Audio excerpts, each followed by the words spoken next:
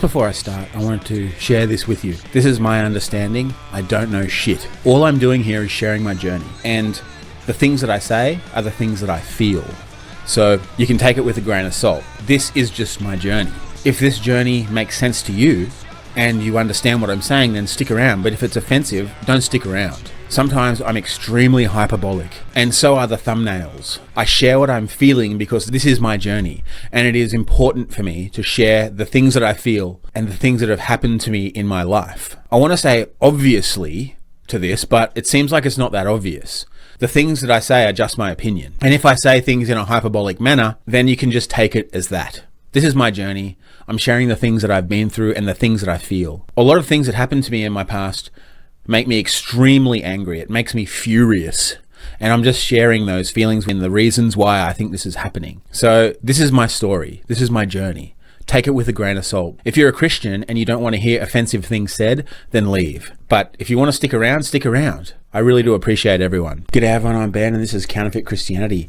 Glad to be here again. I just got back from the gym. Feeling really enthusiastic for the day, just feeling really grateful and thankful. When I get up and go to the gym, I'm just paying attention to those things that I'm thankful for so that I can get back to joy. And it just, I don't know, it helps me have clarity and have focus. It's probably not the same thing for everybody, but I find when I get up early, life feels better. I feel more connected. I'm just really thankful for the opportunities that I have in my life and for my family, and even like this as an opportunity that I can sit down and share my thoughts and my understanding of things that are happening with some people who care, that want to journey with me. So yeah, I'm really thankful for that. And this morning I had this thought while I was at the gym. It's to do with the angry Christian God again. This fear the living God, fear God, that we're all taught inside of Christianity. And I've had a few conversations about that in real life, and I've seen a few comments come up about that as well, where people are really tied to this idea of fearing God. This is a massive Christian lie. This is a demonic lie that holds on to us so that we can't actually have a relationship with him. It's like a stern father. If any of us have ever experienced stern people in our lives, you can never actually connect with them. It's actually not possible. It really is not possible to be able to connect with them, and there's always something between you. I have met people like that, where they are hard and callous and stern and like, I'll tell you the way things work, do what I say and you'll be okay. And everyone has that picture of who God is, and that's what a lot of people like to believe around this idea of fear God. But it was funny because Jesus came to show us the exact opposite. He showed us God's heart really was, but people still don't want to understand who God is, who the living God is, who the creator is. They want to live in this Christian lie of fear their angry God. And it's very interesting, right? People will like to take that word fear and change it around to make it fit their narrative. Christians hate the idea that God is loving and he's okay with everything you've ever said or done or been, and he's okay with everything everyone else has said or done or been. He is still going to be with you. I think the biggest problem that people have, Christians have, is that they are glad that God is okay with them, but they don't like the idea that God is okay with other people. Because you see it in these conversations with Christians on the street where they're like, you have to be different for God to accept you. You have to be different first, right? It's funny, they have all this double speak inside of them that is confusing their heart and their soul from the logic of the world. The logic of the world confuses them. They cannot fathom that the living God is okay with them and he's okay with other people as well. I realized this morning that's actually what most Christians have the biggest problem with, that they hate that he's okay with other people. So what I was thinking about this morning with fear God, and then he's angry with you, and that he's stern and he's going to hold you to account for what you've done. What I actually thought was, the reason that a lot of Christians actually like this idea of an angry God, making them do the right thing, otherwise they'll burn in hell, is because they're reflecting themselves onto everybody else. Because they themselves require that fear of hell, that fear of an angry God, to make them do the right thing in their lives.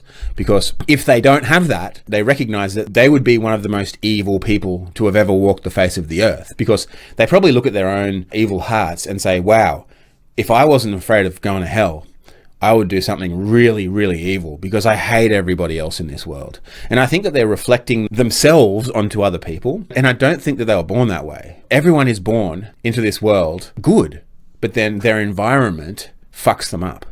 We are all fucked up by our environment at birth, and at that young age, everybody in this world is fucked because we don't know what's right and wrong. We don't know how to be with each other, and the world tells us lies about how to bring up children. So we're all traumatized from very, very young age. None of our environments are very good. And even if our parents understand some part of it, they're going to miss others. So we're going to come through this world from our parents in a really bad starting off position. But when we get tied up with a religion, it fucks us up even more. It takes us down this journey of hell way, way, way more because we're lied to continuously about who the creator is, about who our God is. And then it takes us down this other journey of hell that actually transforms your heart into an evil heart. The religious world transforms you into an evil religious zealot. And that's why Christians need this fear of hell, this fear of God, just for them to be able to be basic good human beings in this world. And you can see that darkness coming out of them in some of their videos that they put out, where they talk to people on the streets and their hate spews out of them, but they use the words love, so people don't really understand. People on the outside get it, but people on the inside, they have been indoctrinated into this idea that the things that you say matter and not what is actually in your heart. You can say I love you, but in your heart, I hate you. That's why I say that the Christian love, when they spread out their love, is actually evil, poisonous venom that is spraying all over the people all around them. They're like snakes that just spit venom at people. And their love means I hate you and you're burning in hell, and I'm glad about that. That is what Christian love is. So I just thought about that this morning, and I think it's probably right. The reason I understand a lot of this stuff is because I used to be that. I used to be in these Christian systems, and I used to be taught these things. And it came through into my family, and Christianity corrupted my family. And it made my mum very fearful for us that we were all going to burn in hell, because my brothers and sisters all had ADD, but I like the definition of ADD as attunement deficit disorder, is that we weren't actually loved with a heart-to-heart connection. So children come into this world requiring love. That is what all of us require. But what we're given is the hard callousness of the world. And when our parents believe the world and believe Christianity, it's really hard to receive what we all need. That's why everyone in the world is so fucked up, because none of us actually received what we need on an emotional level. And that's the journey that I've been on, is receiving what I need from our daddy, our God, from the true living God. I'm receiving that from him now because we all messed up and none of us received that. And your parents can't pass on what they didn't receive. So it's not a blame game here, but I'm just explaining where we all came from. And so we were all, in the world's eyes, massively fucked up. And some of the choices that my siblings have made, and some of the choices that we continue to make in our lives, keep us in this hell of lies of the world and of the church. And before we got connected with Christianity, we were quite free. But after that, we were just cursed. People inside of the system won't actually see it because they see themselves as evil.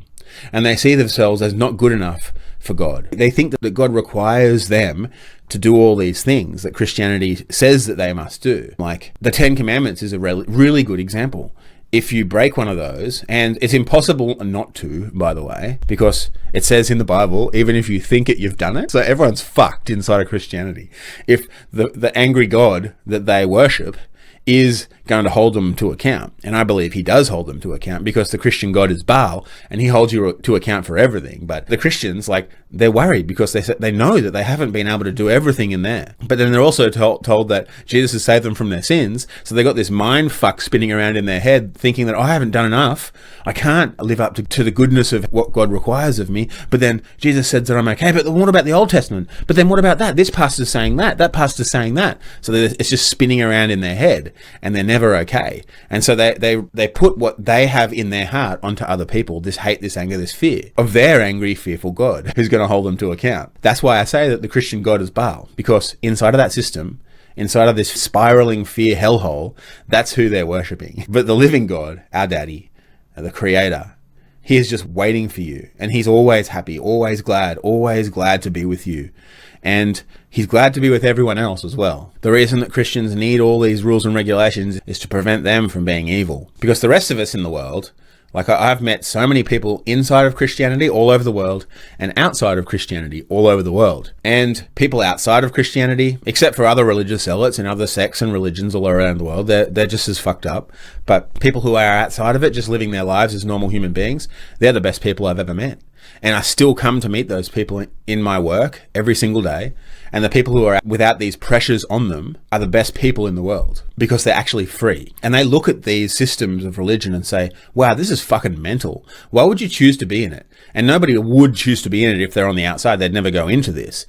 People only go into these things when they have fear pushing them. That's what I'm trying to say in every single one of these videos. People get really offended, but I realize the ones that get offended, they don't even listen to it.